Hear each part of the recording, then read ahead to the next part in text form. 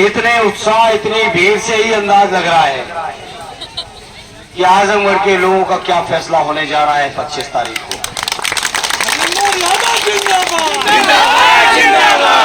और आजमगढ़ के लोगों, हम आपसे कहेंगे, ये हमारा आपका रिश्ता कोई मामूली और नया रिश्ता नहीं है।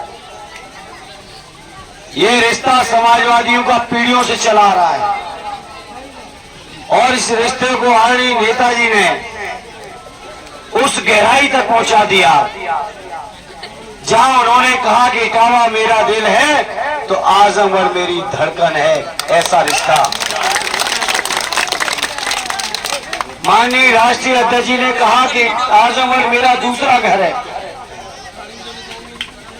तो ऐसे शानदार रिश्ते को निभाने की जब पार्टी ने, परिवार ने मुझे जिम्मेदारी दी है तो मैं आपको भरोसा दिलाता हूं, नेताजी और राष्ट्रीय अध्यक्ष जी के रास्ते पे चलते हुए आपके मान में, सम्मान में, सेवा में कोई कमी नहीं आने दूंगा। ये मैं आजमगढ़ के लोगों आपसे वादा करता हूं। ये भी वादा करता हूं कि आपका आशीर्वाद लेके जब दिल्ली की संसद में जाऊंगा तो आपके आजमगढ़ के लोगों आपका सम्मान कभी कम नहीं होने दूंगा। ये मजबूती के साथ आपसे कह रहा हूं। बहुत मजबूत वकील बनके आजमगढ़ की जनता का, किसानों का, नौजवानों का, महिलाओं का, व्यापारियों का, बुनकरों का, मजदूरों का, समाज के सभी लोगों की समस्याओं के लिए मजबूती से लड़ता रहूंगा। ये मैं आजमगढ़ के भाइयों आपको भरोसा विश्वास दिलाना चाहता हूं।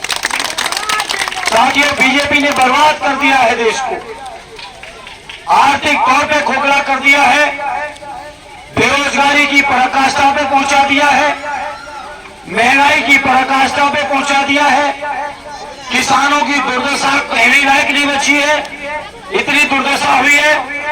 हमारी माता बहनों को भी कोई सहूलियत नहीं मिली है। इसलिए मैं इस मौके पे कहूंगा, मेरे किसान भाइयों, मेरे नौजवानों, मेरी माता बहनों, कोई आपकी सुने न सुने, लेकिन आप ही के लाल आदरणीय अखिलेश यादव जी आपकी चिंता रात दिन करने वाले हैं। उन्हें चिंता है कि कैसे हमारे किसानों की अर्थव्यवस्था में सुधार आए और इसीलिए उन्होंने फार्मूला निकाला है। दिल्ली की सरकार बनते ही सबसे पहले किसानों का कर्ज माफ करेंगे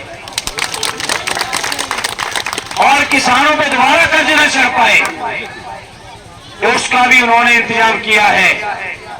सत्य नेताजी ने पूरे जीवन कहा कि किसानों की लागत का वाजिब मूल्य मिलना चाहिए और किसान लोग अपने परिवार की, अपनी पत्नी, अपने बच्चों की मेहनत को कभी लागत में नहीं जोड़ते। सारी चीजों को लागत में जोड़ के जितनी लागत आए उसके 1.5 गुना समर्थन मूल्य दे दो, किसान कभी गरीब नहीं होगा, किसान संपन्न होता चला जाएगा।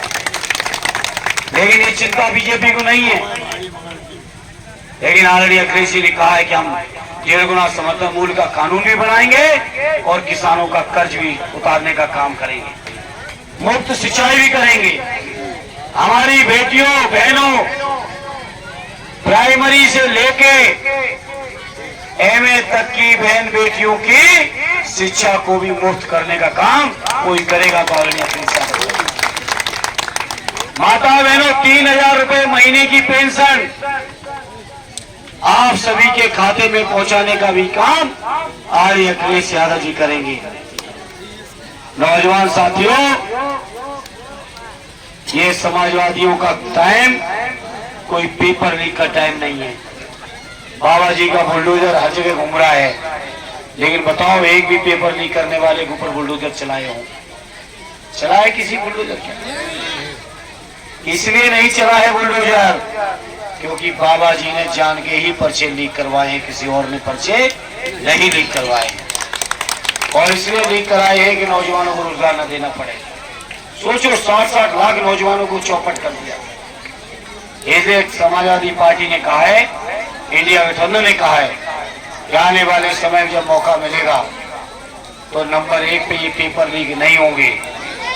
अग्निवीर की योजना को खत्म करेंगे, केंद्र सरकार के जितने खाली पद हैं सारे पदों को भरेंगे, जातिगत जनगणना भी कराएंगे, सरकारी कर्मचारियों को पुरानी पेंशन भी दिलवाएंगे और जो गैर सरकारी अभी कर्मचारी है संविदा पर उनको भी समायोजित करके सरकारी कर्मचारी बनाने का काम करेंगे।